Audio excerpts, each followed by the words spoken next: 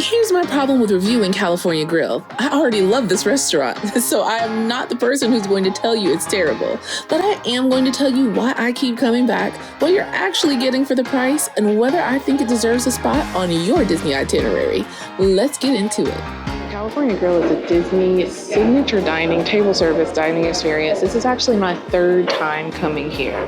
So it's probably a clue what my thoughts are on it, but I'm bringing you guys along so you can make the decision for yourself, because before a certain point in my life, I would have never thought about spending $99 for a prix menu at Disney World. But alas, here we are, and I think it's worth showing you around to know what the experience is like. So it is found on the second level of the Contemporary Resort. If you come in from the lobby area, you go up the monorail and it's right there. There's a check-in desk. You check in there, and if you haven't already checked in via the app, and then they'll send you a text notice when your table is ready. And I think I might have gotten that notice. Yes, it is. Okay, so I'm gonna go to the elevator to go up to the restaurant. Hi. Hello. I just got a text saying my table's ready. Okay, thank you. Hi. Me. Thank you. Thank you.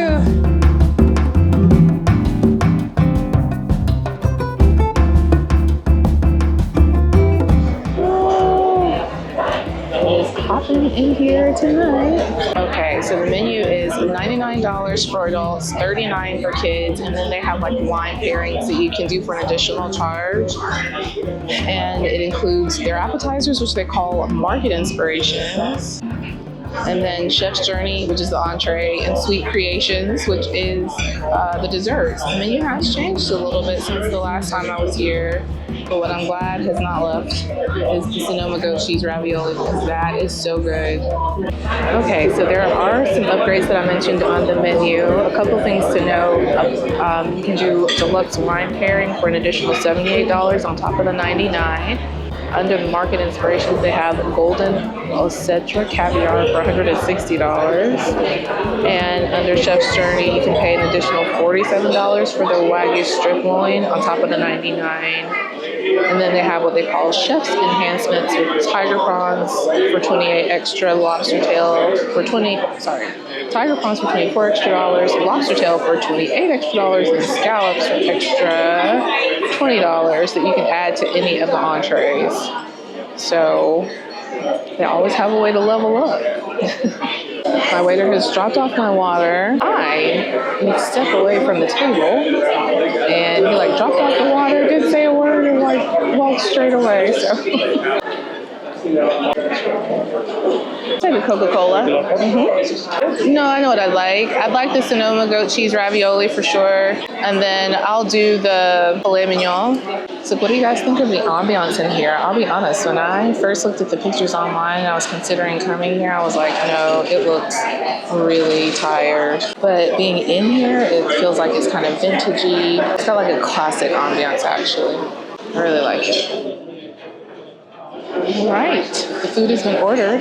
Now I'm waiting on my bread service, and I'm just gonna relax, and I will show you all the food as it comes. All right, the bread service is worth coming back for by itself. And so I have 2 rolls here, and then this olive oil dipping sauce with some tomatoes and other things that he mentioned that I forgot. Crispy on the outside. It's a ciabatta roll. I'm gonna put some of that on there. So stinking good. The olive oil dip on its own is exquisite.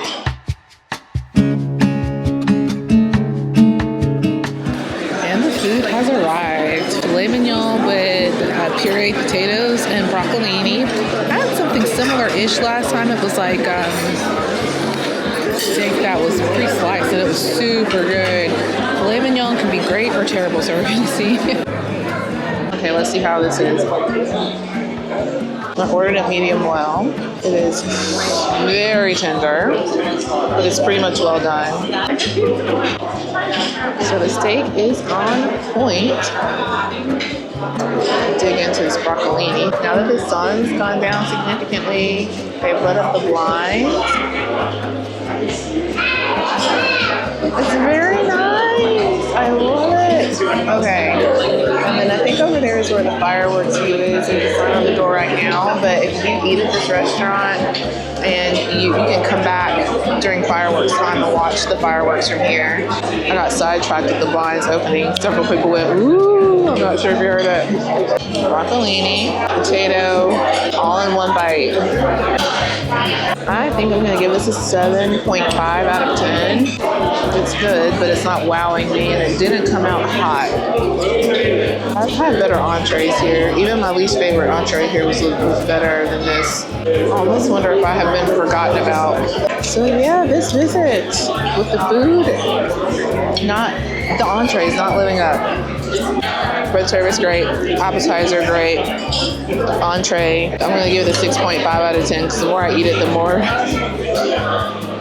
underwhelmed I am. So I want to be wowed. And this time I am not. All right, and this beauty is the pecan maple mets fleur. It's pecan cake with other things. It's pecan cake, maple cremeux, and caramelized pastry leaves. The cake is great, and the cake isn't too sweet, and it goes with everything else. I got cream on the top, just like a tiny bit tart, so it balances out. I'm thoroughly impressed. Overall, I think I'm going to give this dessert an 8 out of 10. So 10 for the bread service, 10 for the appetizer, 6 for the entree, 8 for the dessert. Today was a popular day. It was packed by the time I got in here. My reservation was at 5, and I got here at 5:30 because I thought that my reservation was at 5:30, and it was not. It was at 5:05, and my heart sank when I got the check-in notice when I was on the monorail coming over here, and I was like, I missed it, and I have been looking forward to this. This is like a yearly thing for me. I've been dreaming about sitting here. This is the one thing I had to do today. So I was like, I'm going to shoot my shot. I'm just going to go and hope that they can get me in. And when I stepped up to the window and I was like, I totally missed my reservation. It was at 5:05. I'm here at 5:30. And the girl, before I could even ask and share my reasons and just ask for grace, she said, oh, it's okay. We'll go ahead and reactivate it for you. You get a check-in notice. And I was like, what? And I even looked to go back and see if I could rebook it, see if I could join the walk-up wait list, because I just knew there was no hope for it. And they let me in. So that is definitely a point in their favor for service. Another thing I really liked about the service this time, all the times, is that they check on you regularly.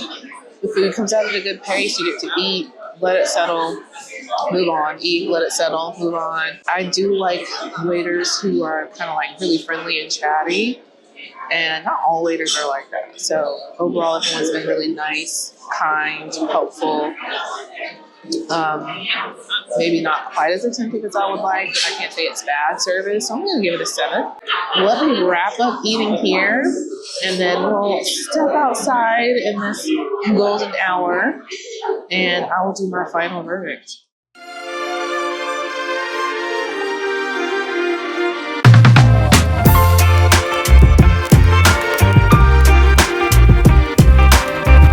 Alright friends, just finished up my meal at California Grill, and this time it was a solid experience. Now I have to say, it was not as good to me as my first 2 times coming here. The very first time was super special though. Birthday, first time at a big Disney table service dining experience. I was staying at Grand Floridian DVC. It was like a lot of firsts. In fact, that one's up on the channel already. It didn't quite live up to my expectations, but because all of the other times that I've been here were fantastic and this one was really good. it was good. Like, it's worth coming back annually for sure for me. The ambiance is unmatched. All of those windows, all of that beautiful light coming in, people, there was a visible, like an audible change in the restaurant when the blinds came up. People were like, oh, ooh, you know, it was an experience for everybody. Now, if you want a very good Disney dining experience, but you do not want to pay that California grill price, honestly, I think that at Chico, you can get a comparable experience for much less money. I had the bread service there and my entree and a dessert, I think, or the bread service, appetizer, and entree at Chico last year. It was beautiful. The service was excellent. The food was amazing. And since it wasn't a prefix menu, I was able to curate what I got. Yeah. So Chico's gave me excellent service, excellent ambiance, more variety and more control over what I ate. And frankly, I enjoyed it just as much as California Grill. Now, another experience that I think will be very similar is Topolino's Terrace Dinner. In fact, I was seriously considering going there to eat. All that to say, that is one more Disney fine dining experience I gotta try and see how it matches up with California Grill. But I gotta say, thus far, California Grill takes the cake for me for Disney signature dining because of the location, the ambiance, the food, and the service, and the consistency over these past 3 years. So for me, it's a yes. But for you, what is it? Let me know in the comments. Would you go? And what has been your experience at California Grill if you come? And in general, where's your favorite place to dine at Disney? Let me know. And that is it for today's video, friends. I hope you've enjoyed it. And remember, a life well lived is a life well traveled. So travel well, and we'll catch up in the next one. Bye.